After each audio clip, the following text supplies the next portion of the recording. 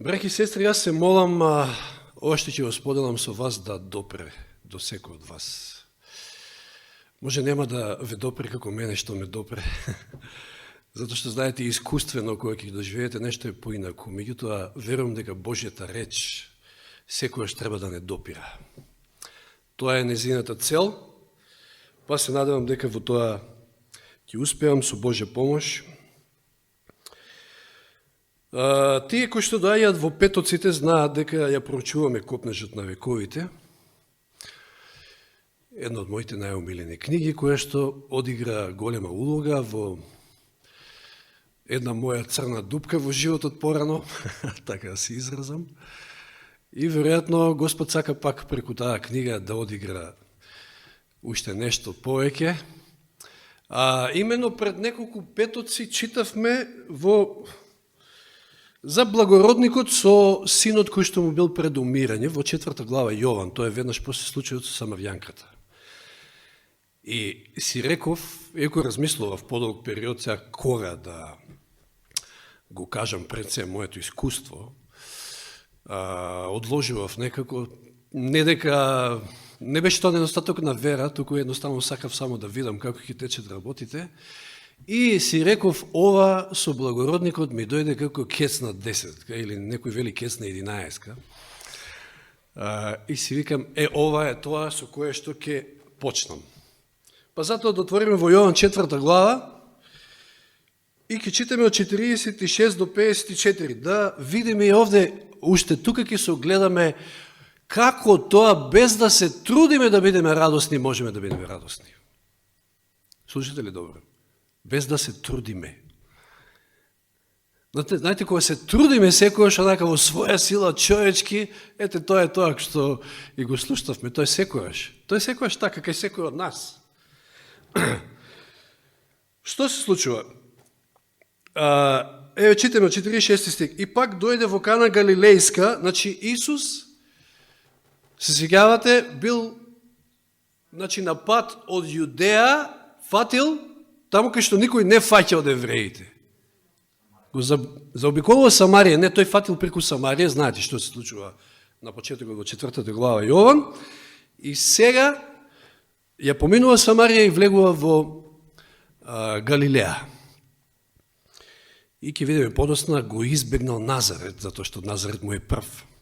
Значи тој Самарија не ја заобиколил, туку го заобиколил Назарет, своето родно место. Интересно. Знаеш што прави? И пак дојде во Кана Галилејска, каде што го направи првото чудо, се сеќавате. Каде ја претвори водата во вино, како што вели текстот, а имаше еден царски службеник, чиј син беше болен во Капернаум.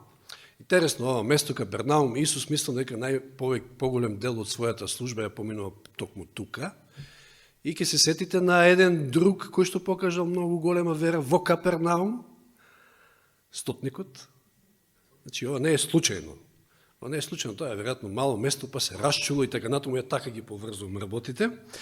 Значи, еве, едно чудо сега ќе се случи на човек од Капернаум. Значи, во Кана, второ чудо. Тој штом чуди дека Исус дојде од Јудеја во Галилеја, отиде при него и го замоли да слезе и да му го исцели синот, зашто беше на умирање. Тогаш Исус му рече, ако не видите знаци и чудеса, нема да поверувате. 49-тиот, патем да кажам, меѓу 48-тиот и 49-тиот стих се случува една планина на промена во срцето на овој благородник. Значи, Исус му вели, читајќи му го срцето, ако не видите знаци и чуда, нема да поверувате. Царскиот службеник му вели потом, Господине, слези пред да ми умре детето. Очена е состојбата, значи детето е на умирање. Ќе видиме подосно таа голема како планина промена што се случила кај него.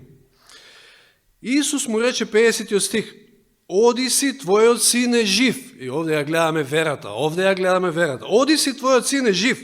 Човекот му поверува на зборот. Исто како и стотникот.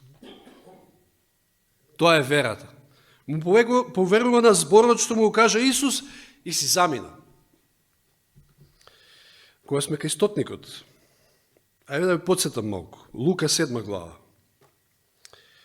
или капетанот, како е запишан, од Капернаум. Знаете, тој кажува дека не е достоен да Господ дојде во неговиот дом и така натаму. Клучното е ова, 7 стих од 7 глава Лука, затоа и не се сметав достоен да ти пристапам, туку кажи само збори, мојот слуга ќе оздрави. 7.7 Лука. Кажи само збор. 8 стих, зашто исто и јас сум човек под власт и имам подчинети војници, а на едниот му велам оди, и тој оди, на другиот дојди и доаѓа, а на својот слуга направи го тоа и го прави. И сега продолжувам се копнежот на вековите, што Елен Вајт додава, и ова е многу јако, како самиот јас, значи капетанот вели, како самиот јас што сум представник на силата на Рим, и како моите војници што ја признаваат мојата врховна власт, така и тие представуваш силата на бесконечниот Бог, па се што е создадено му се покорува на твојот збор. Внимавајте сега. Ти можеш да и заповедаш на болеста да исчезне и таа ќе те послуша.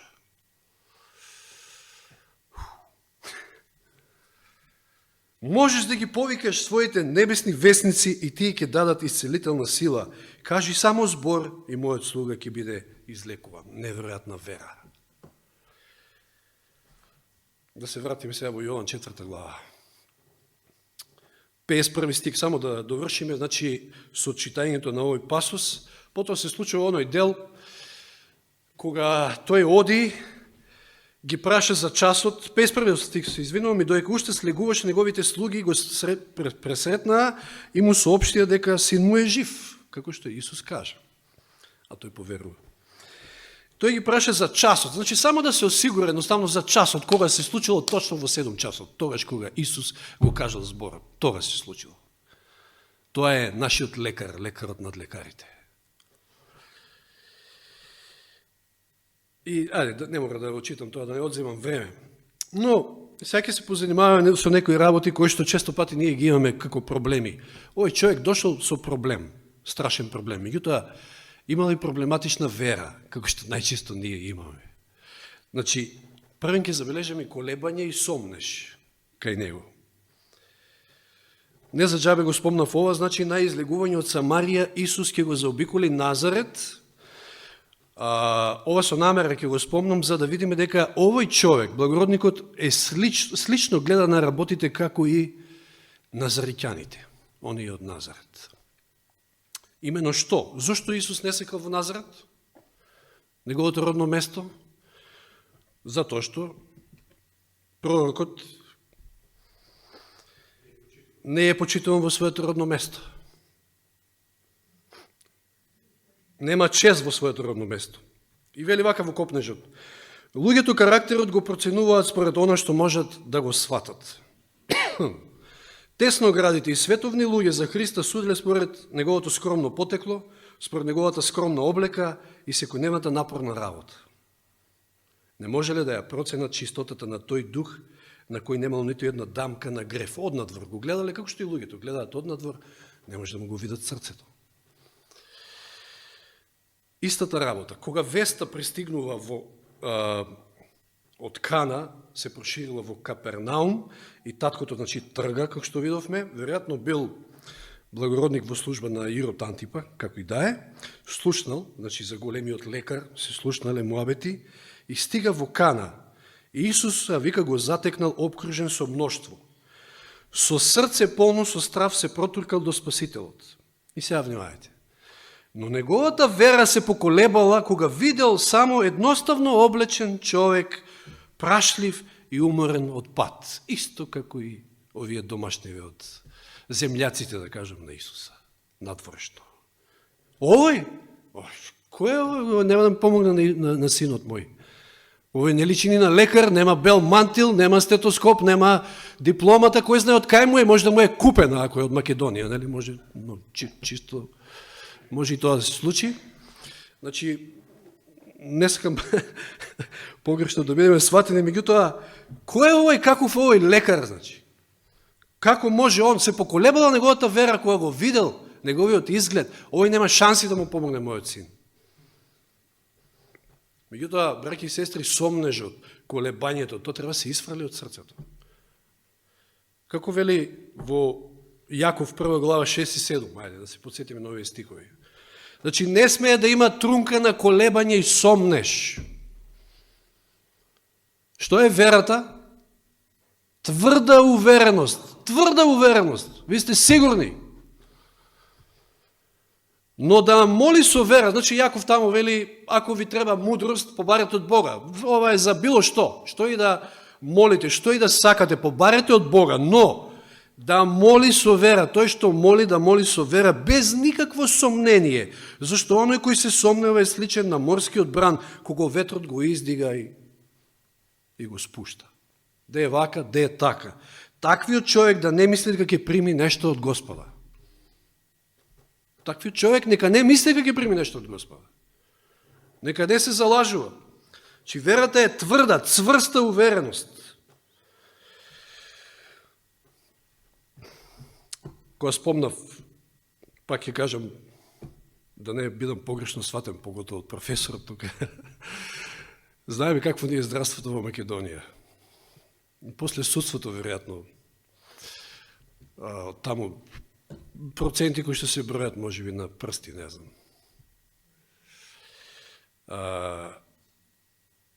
Јас не навлегувам во тоа, меѓутоа, јас лично, оние моменти што се ги имал ја во мојот живот со здравствени работници, со лекари, значи, оние кои што многу ограничено знаат, ќе видите зошто го велам тоа, многу ограничено во однос на нашиот сезнаен Бог, беше такво што ми рекоа ќе користиш пумпица за астма до крајот на животот. Пумпицата не знам ни кај се наоѓа, кој знае од кога е фрлена. Тоа беше, значи, мислење на специјалист, на пулмолог. За коленото не знам што да кажам, ајде, може би немам право се уште да кажам, меѓутоа коленото од 25. мај 2023 година, тоа беше првата и единствена инекција која што ми ја удрија со хиларионска киселина и која што велеа дека секоја година по една треба да ударам. Фала му на Бога, јас сум добар, не знам, не сум бил ни на преглед, ни на контрола, на ништо едноставно. Фала му на Бога, добар сум, 2,5 години поминаа тоа, колку. Да. И пак ќе кажам, значи, внимателен сум. Може би за коленото, не знам. Меѓутоа за астмата, каква астма? Во изминатата година дена, 4 ситуации имав, кога бев на момент на граница да отидам на лекар. Гледам каква е состојбата и не бива, ова мора да идам на лекар. 4 пати Господ јасно ме одвраќаше да не одам на лекар. И сега ќе кажете не. Некојаш има ситуации кога можеш да отидеш и треба да отидеш. Не велам, не ме сваќате погрешно. Ќе видите од подоснежното излагање што всушност мислам. Значи 4 пати, овој 4-тиот пат беше стварно нешто, не знам што да кажам, тоа е нашиот Бог, но за тоа подосно. Значи, го гледа во обична облека, па ово ли ќе ми го реши проблемот? Вториот проблем што го има благородникот е условена вера. Исус тоа му го прочитал во срцето. Тој дошол со условена вера. Излечи го ти, па ја ќе поверувам. Тоа не е вера. Излечи го ти. Значи, направи чудо. Чуда и знаци. Така мислам дека беше и глава. Тоа клучниот момент Исус кој му вели, сакате да видите први чуда и знаци, за да поверувате. Тоа не е вера. Значи, Исус тоа му го прочитал во срцето. И еве што вели копнежот, вели, пред да поверува, благородникот сакал да види дека неговата молитва е исполнета. Но морал да го прифати Исусовиот збор, дека неговата молба е примена и дека му е подарен благослов. Што подоцна ќе се види во неговата вера, подоцна. Тој ќе научи тоа.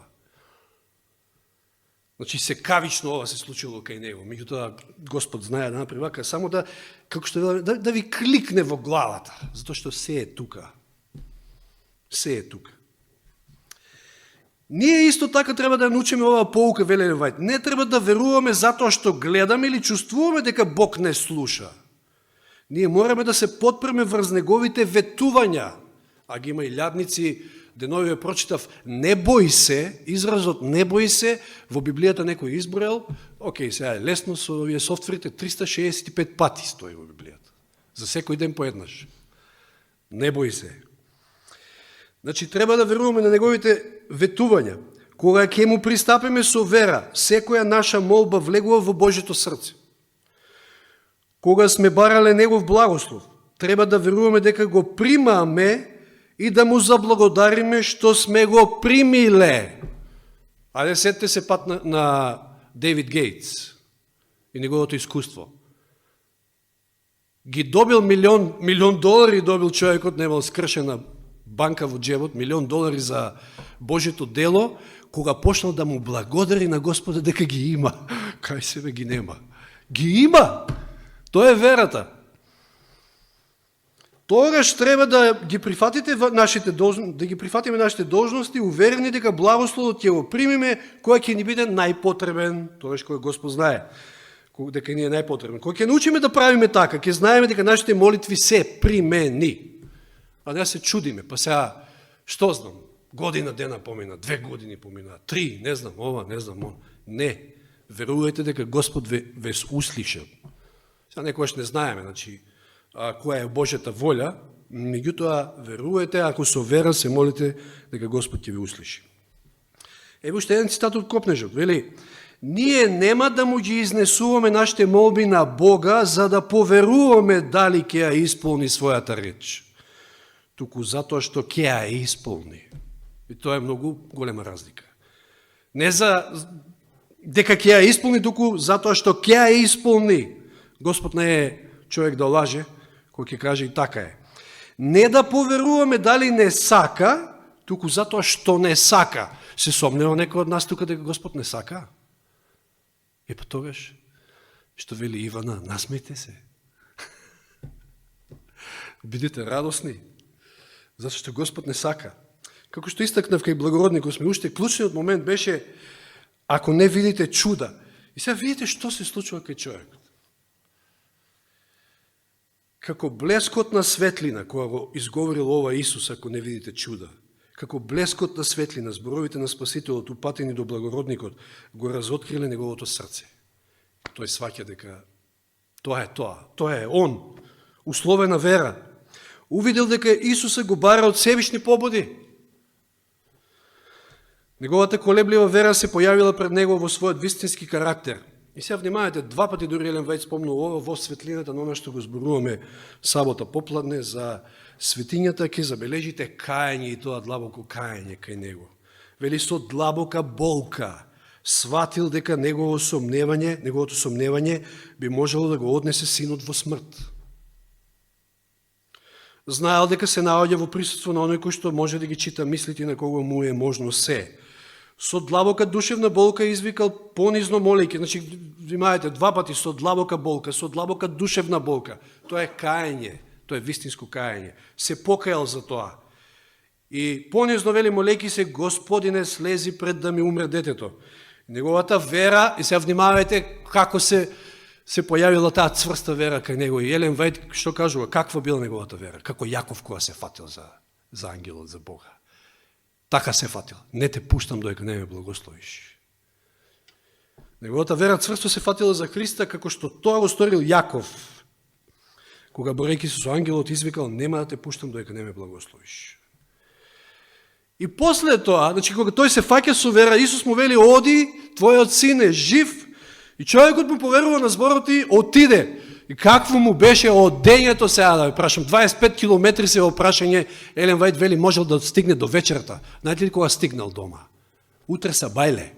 Утрето са бајле, не утре са бајле во оној смисол. Утре са бајле дори стигнал, може и преноќил некаде, не знам, немаме податок. Видите, благородникот, откако ги слушнал тие зборови, поверувал во мир и со радост, еве таа радост, што никогаш порано не ги познавал, го напуштил Спасителот. Мир и радост. Претходно вознемирен, детето му умира. Сега е мирен, сталожен, радосен. И не само вели што поверувал дека неговиот син ќе оздрави, туку со цврста доверба верувал во Христа како и во својот купител, знаете, подосна и целото семејство негово ќе се обрати. Како резултат на таа негова вера, како резултат на неговата вера, синот ќе стане жив. Не умрел, мислам, ама оздравил. Значи, 25 километри се опрашање. Кана не била толку далеко од Капернаум и службеникот можел да се врати дома таа вечер по разговорот со Исуса, но тој не брзал да се врати дома. Па сигурен е човек. Тоа е сигурната вера. Какво враќање, вика Елен Вајт. И сега внимавајте, што се случува овде? Ова е во сферата на чувствата, ќе кажеме. Како тоа му се смениле чувствата одеднаш? Тука нешто кликнало, тука нешто се сменило пред чувствата да се сменат. Знаете, кој поверувал, твојот син е жив, а претходно, знаете, темни облаци, знаете како е тоа, мислам, поготово вие, кои што може би сте имале ваква мака, кои што имате деца, и одеднаш мир, радост, сталоженост, како се сменило се во секунда, да не кажем. Кога отишел да го најде Исуса, Елен Вајт ја кажува таа споредба, неговото срце било преполно со тара. Сончевиот сјај, значи сончево како денеска, ама таму не така ладно, сончевиот сјај му изгледал свиреп. Не се темни облаци, него и сонцето, и се ти е темно кога ти се темни мислите, кога си смрачен во умот, кога си тажен и така натаму, се ти е темно. Сончевиот сјај му изгледал свиреп, а песните на птиците подсмев. Птиците пеат, а тоа на него му изгледа како подсмев. Сега неговите чувства се наполно поинакви. Целата природа како да има нов изглед. Тој гледа со нови очи, со очите на верата се разбира. Доека патува во тивкото рано утро, целата природа како да го фали Бога заедно со него. Не му се смеат птиците, него пеат убава песна и го фалат сите. Утрото, забележавте утрото, спомна. Значи, дури утре са вајле.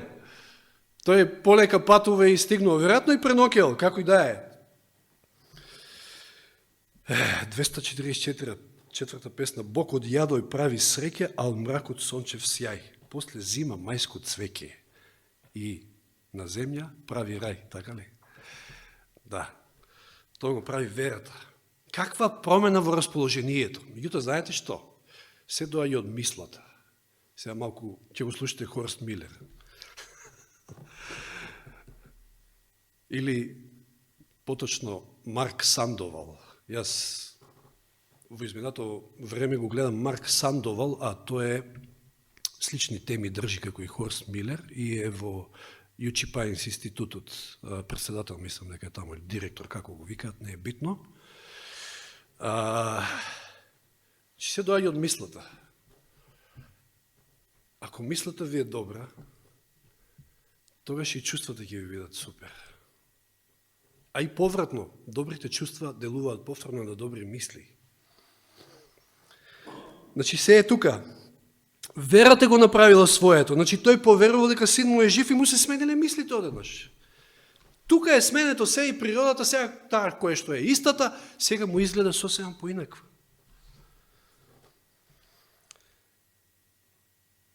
Вели Елен Вајт во Патот кон Христа, нашата вера мора да почива на нашето лично осведочување, ова е многу битно, а не на некакво набројување на докази. Затоа е многу битно искуствено кој ќе доживеете нешто. Искуствата се тие кои што не водат низ животот највеќе. Значи не само набројување на докази, Библија, читаш, на Аврам вака, овој, оној.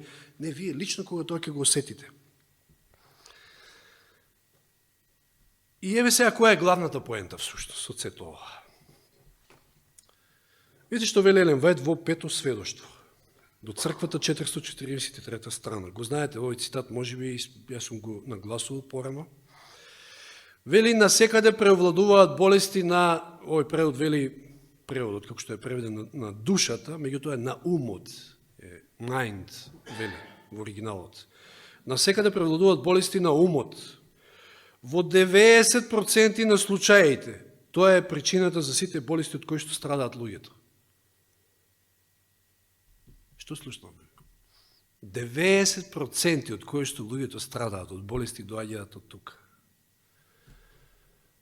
Па затоа ќе гледаме се повеќе лекарите ќе бидат немокни, затоа што се разбираат они од умот.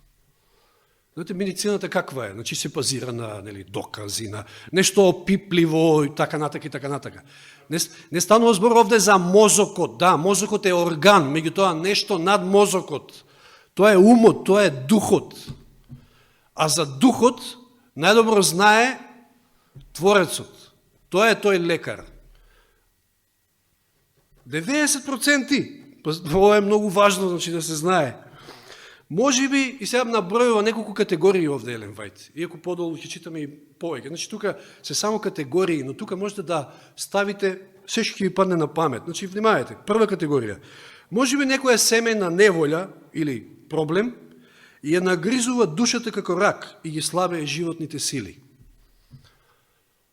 Да. Кој поминал знае.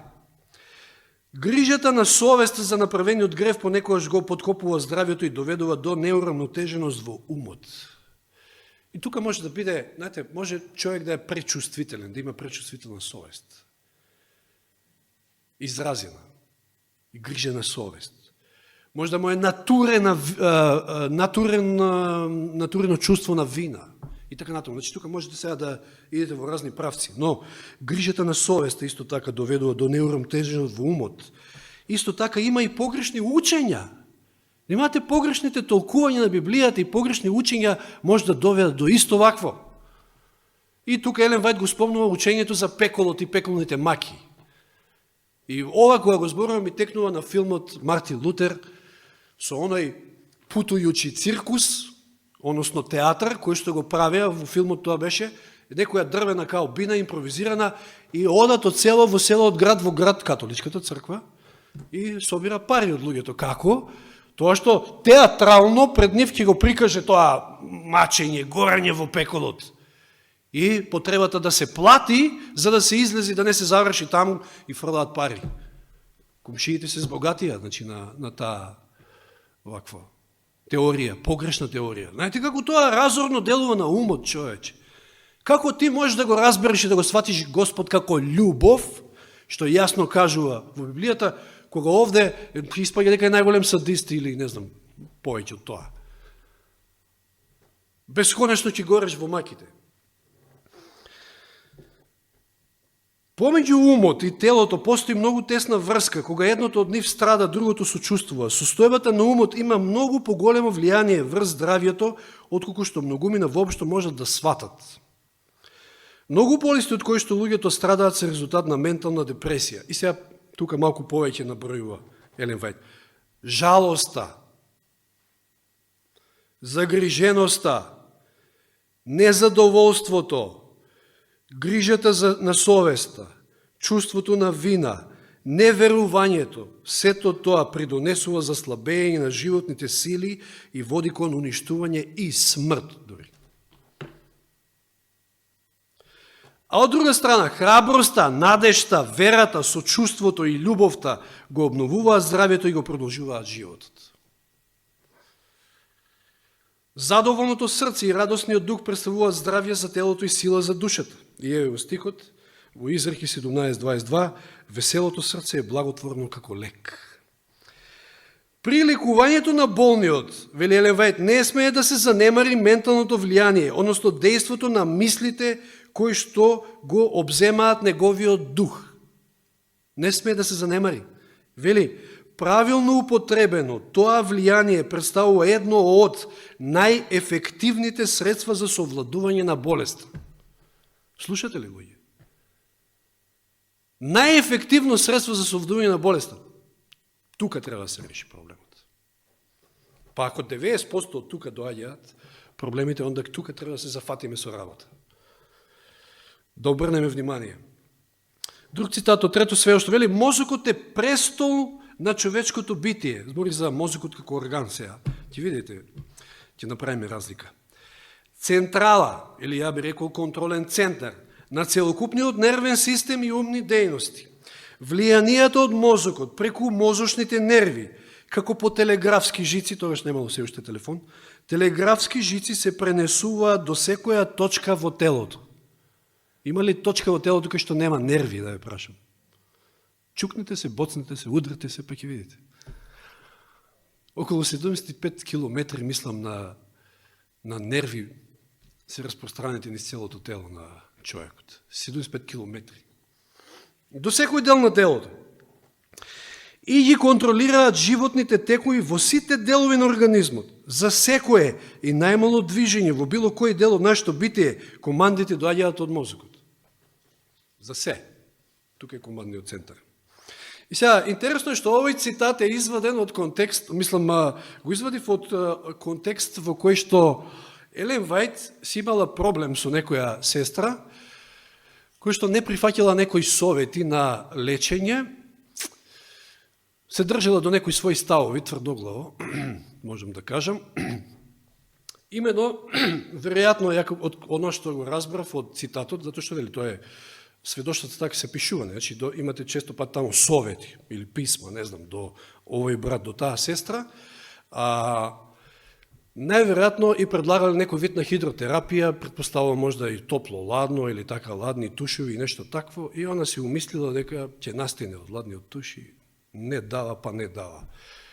И Елен Вајт и вели, ако сакаш побрзо да закрепнеш, ајде да читаме, вели, драга сестро Н, се внимавајте, ова е само како пример за да видите како мозокот влијае на целиот ваш организам и на вашето здравје. Односно самата мисла. Драга сестро Н, во визија која ми беше дадена 10 декември 1971 година, видов дека некои поединости представуваат голема пречка на патот на твоето оздравување. Посебните црти на твојот карактер те спречија да не ги прифатиш добрите совети кои можеше да ги примиш и да ја подобриш својата здравствена состојба, која можеше да се подобри. Имаш и своји посебни сваќања од кои што не сакаш ниту малку да отстапиш. Имаш некои собствени идеи до кои што се држиш, иако често не се во склад со законите на здравието, туку едноставно се твое мислење. Ти упорно се држиш за својата волја и сметаш дека таа твоја ситуација никој не може да ја разбере подобро од тебе самата. Бидејќи се поведуваш по своите чувства. Се раководиш според собствените чувства, повикувајќи се секојаш на своето искуство. Значи, она имала некој искуство, веројатно, настинала некојаш, не знам. И сега си, тоа и влегло у глава, значи, не, ладна вода, не знам, што, не. Нема шанси. И вели, ако твојот ум е трајно обземен со мислата дека капењето ти штети, тоа влијание автоматски се пренесува на сите нерви на телото. И нервите го контролираат целиот крвоток. Видите како Елен Вајт, ни доктор, ни ништо, на прост начин објаснува како тоа влијание се шири. До целиот крвоток. Под влијанието примени од мозокот, крвта се повлекува во крвните садови и добрите фактори на капењето во потполно се губат. Нема ефект. Вие применувате метода кој што е добра, ама заради вашето сваќање во умот, тоа нема ефект врз вас. Како влие мислата? Сето ова се случува затоа што крвта со интервенција на умот и волјата е спречена да циркулира брзо, особено во површинските предели, за да се потникне и оживее крвотокот. Например, ти имаш впечаток дека при капењето ќе настинеш. Ево, тука го влечем јас, тој мој заклучок, може и погрешен, не е битно. Имаш впечаток дека при капењето ќе настинеш. Мозокот ти ја праќа таа порака преку нервниот систем, по целото тело и крвните садови, покорувајќи се на твојата волја, крвните садови се покоруваат на нашата волја. И не само тие, се друго. Не може да ја извршат својата должност и реакциите по капењето стануваат негативни. Вау!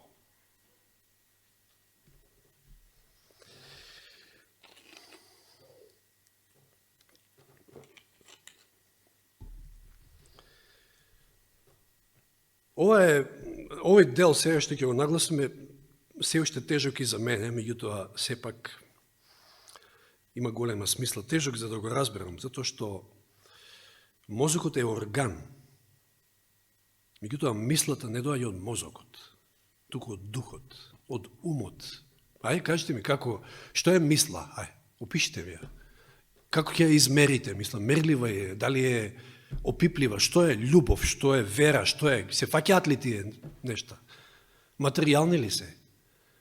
Мозокот е материјален, тој е орган. Но мислата доаѓа од духот, што Господ ни го дал. Сега чувствата, интересно и тоа, чувствата се хемија. Чувствата доаѓаат од хипоталамусот, од централниот дел на мозокот. Тие се материја.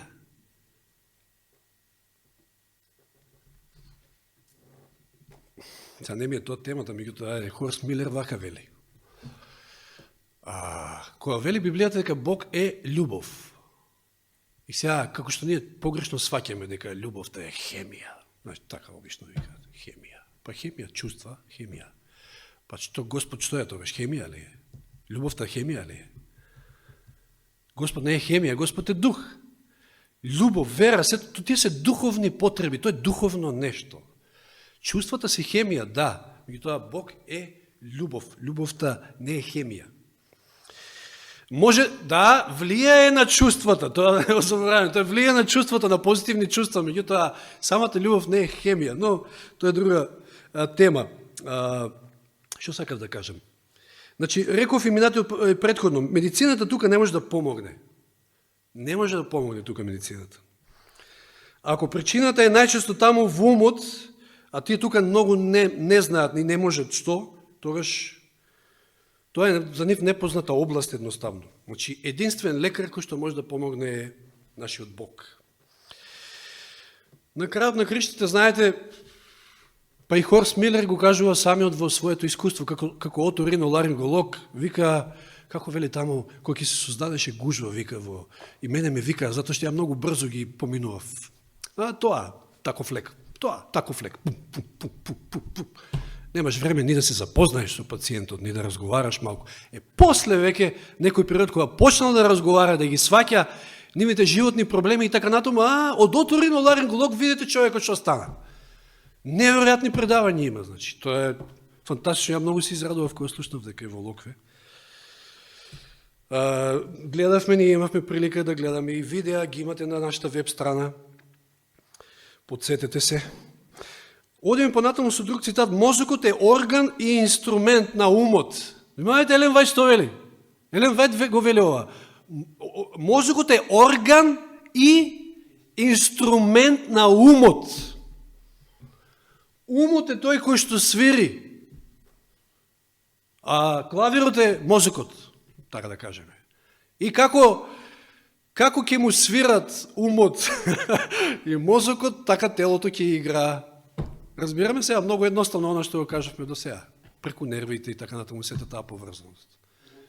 Умот царува, умот како ќе свири, така телото ќе игра. Ако умот нешто е не као што треба, ако клавирот не е наштиман или подмачкан, како го кажеме, тоаш музиката нема да биде као што треба. Логички, нели? Значи, мозокот е орган и инструмент на умот и го контролира целото тело. За останатите делови на организмот да бидат здрави, мозокот мора да биде здрав. И сега видите, и ова повратно, значи и мозокот треба да биде здрав. Органот. Да. А за да биде здрав мозокот, крвта мора да биде чиста. Ако крвта со исправни навики во јадењето и пиењето се одржува чиста, тогаш мозокот исправно се храни. Значи, да, никој не вели дека здравата исхрани сето тоа не е битно, тоа е битно. Ама умот е најбитниот сепак, да не го забораваме. Тој дел. Па, видите сега, логички, 90% од болестите доаѓаат од умот. Сега сваќате ли зашто Исус кога лечел, го лечел и духот, односно умот и телото? Па ако го лечел само телото, 10% е само. Да. Но тој многу подобро знае.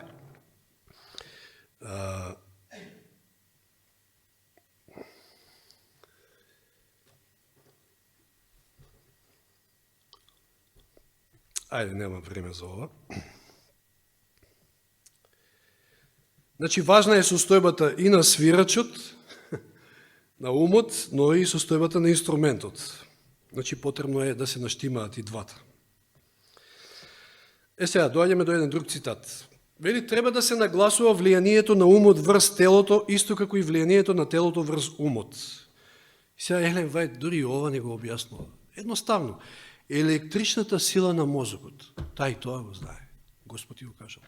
Тие електрични импулси што се случуваат. Засилена со умствена активност го оживува целиот организам и на тој начин станува скапоцена помош во спротивставувањето на болестите.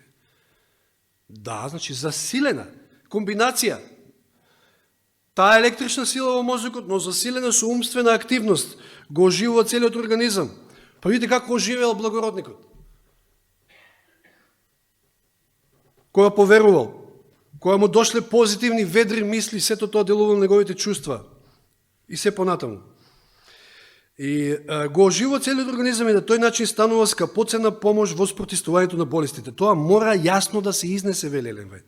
Важноста на силата на волјата и самосовладувањето, како за чувањето, така и за обновувањето на здравјето, штетните, па дури и разорните последици од гневот, незадоволството, себичноста, порочноста и од друга страна прекрасната животна сила која се наоѓа во доброто расположение, несебичноста, благодарноста, сето тоа исто така треба да се истакне и да се јасно да се прикаже, вели Елен Вајд во книгата Воспитување.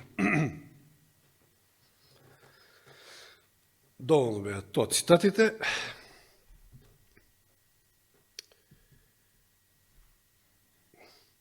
Само што овој од копнежа. Значи, уште еднаш да видиме зошто Исус лечел комплетно, значи, холистички пристап имал. Вели, исцелувањето на телото било доказ, ова е цитат кој што се однесува на исцелувањето на фатениот, кој што нели преку кровот го спуштиле долу, пријателите негови. Елен Вајд вели, исцелувањето на телото било доказ за силата што го обновила срцето, односно умот. Од таму почнува исцелувањето, па исцелувањето на телото е само доказ за обнова тука. Фатениот во Христа нашол исцелување и за духот и за телото. Духовното исцелување било придружено со обновување на телото. Пак го гледаме тој терк. Не смееме лекомислено да преминеме преку оваа поука. Денеска постојат и лјадници кои страдаат од телесни болести и кои како фатениот копнеат да ја слушнат веста, ти се проштуваат гревовите. И се она што е пропратно. Чувство на вина или било што, сето она што го кажавме. Товарот на гревот со својот немир и со незадоволените желби е основа на нивните болести. Тие не можат да најдат олеснение доека не дојдат кај исцелителот на душата. Мирот што може да го даде само тој, ќе му даде сила на умот и здравје на телото. Фантастично. И сега шлагот е моето искуство. Сега ќе морам, затоа што поврзано е и ова, за оние кои што не го слушнале, да го кажам и она искуство со илјадарката. Затоа што тука почнаа, можеби да кажам, тие сите работи, да кажам. Имено, таму негде во октомври, значи сега тие што го слушнаа, ќе го слушнат повторно, во октомври, 2 саботи поред, Данило и Перса не беа тука и Зора ме замоли јас да го собирам дарот, десетоците и така натаму. И направив што направив. И после доаѓа третата сабота и ја треба да му ги предадам парите, а во меѓувреме, да, имаше некои трошоци што обично ги наплаќам од дарот, значи за плаќање на сметки и така натаму. И не само заради тоа, меѓутоа ви кажав и минатиот пат, заради одговорноста што го носи сето тоа, значи тоа се пари на црквата, тука и десетокот, јас ги броев најмалку 5 пати. Најмалку 5 пати. И се беше на број. Му ги предавам парите и он вечерта, во саботата, вечерта, после вечерната служба, кога седнал конечно да ги види, вика, фала 1000 денари, вика. Како бе фала 1000 денари? Нема шанси и тоа од десеток во пликов, внатре. Ја претходно мислев да не сте ги истресле некако, не знам, од дарот ми. После сватив десеток, па како може да се истресат од пликов? Нема шанси, викам, што е ова за?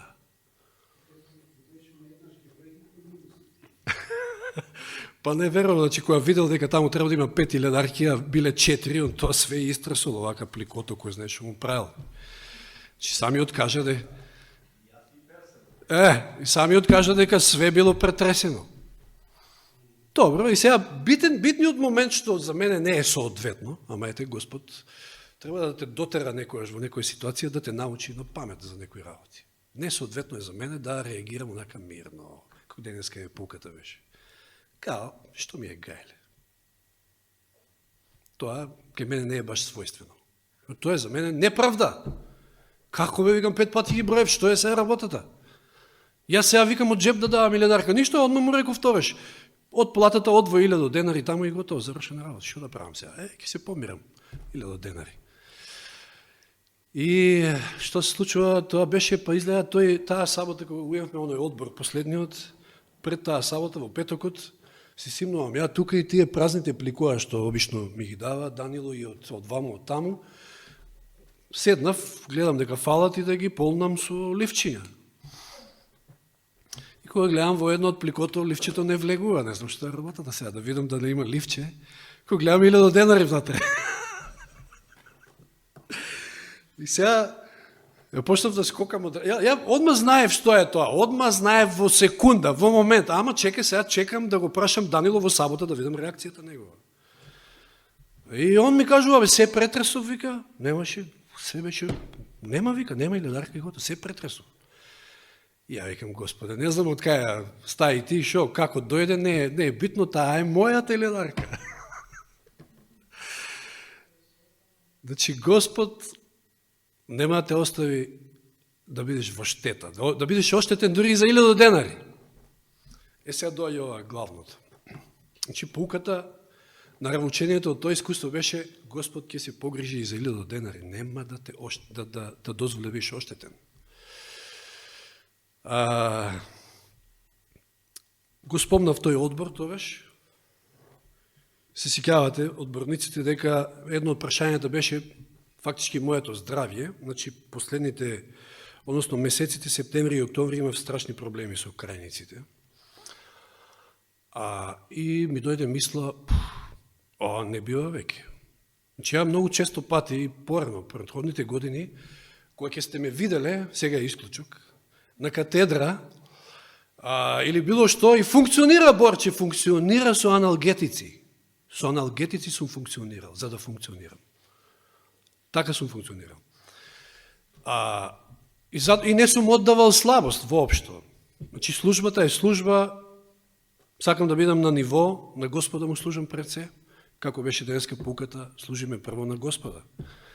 Како на Господа, а не на луѓе. И беше работата околу осигурувањето. Јас тогаш не знаев. Меѓутоа, искрено да кажам, пак и тоа мирно го поминав, пак не својствено за мене, се научив, што е многу битно, се што ви се случува во животот, прифатете го како Божја волја. Мирно. Се. Буквално се. Затоа што, може би не е моментално тоа Божја волја, може би и неправда, ти го сваќаш како неправда, ама Господ ќе го изведе полека и пак ќе биде Божја волја. Не се секирай, само биде мирен. Нема што да се вознемируваш, да реагираш, не знам, ти ли правдата ќе ја носиш? Со други збори. И искрено да ви кажам, ја малку не бев задоволен од тогашниот одбор, како и да е, си имав некои своји очекувања. Меѓутоа, деновите после тоа јас утврдувам дека немам осигурување. И сега што правиме? И одам, имаше, нели, тогаш совети, одам на страницата на ФЗО, така ли беше, да. ФЗО и гледам тие некои 2-3 опции, отпаѓа секоја опција. Не оди. Од вакви, од такви причини, не оди ни една од опциите. И следната мисла што ми доаѓа, па добро, парите од пензиското ќе ги пренамениш, кој ќе има потреба за такво нешто. Ама и тоа е неправда. Тие пари не се за тоа. Во следната секунда тоа ми доаѓа, како мисла. И тогаш доаѓа оној момент. Господе, ти си мое осигурување. И истите тие денови, значи тоа е ден. Следниот ден ја почнувам, па и изненаден, дори се изненадив дека и Ивана и Елена купиле соков. Нека ја тие денови баш почнав. Значи, Господе, ти си мое осигурување. И почнав со пост на сокови, односно на свежа храна, сокови со салата една на ден, така нешто. И тоа не траеше многу, 3-4 дена беше тоа, не е до салатите, не е до соковите, тоа е целата работа. Тоа е, да, тоа е позитивно, меѓутоа до тука е. Господе, ти си моје осигурување. Готово, крај.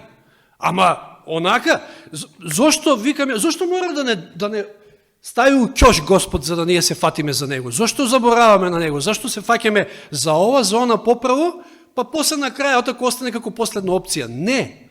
Треба прв да биде Господ.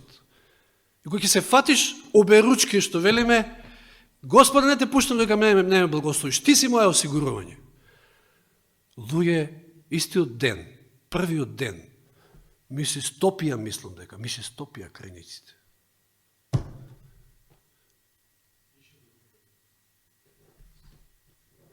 Не знам, значи, ја верувам дека војната може би не е завршена, ама една битка многу голема е добиена, ајде така да се изразам. Ама верувам, му верувам на Господа. Исчезна во еден ден. И од тогаш навака, еве до ден денеска, тоа е цел месец, точно цел месец, може би така требаше. Значи, јас сакав као минатата сабота да окажам искуството, но сакав сепак да го слушнат повеќе луѓе, па затоа и наутро. Во еден ден, и од тогаш, не само што Господ ми даде и расположение, и радост, и се, јас сватив кој е тој и може да заповеда и да ја тргне болеста. Меѓутоа, се доаѓа од тука, позитивната мисла, се храниш со позитивни мисли, само со позитивни мисли, како што само да кажам. Се позитивно, ништо, се тргни што е негативно, се. И тоа и чувствата, ти делува на чувствата, преку нервите делува на секаде од твоето тело. Како што читавме, затоа и ги читав тие цитати.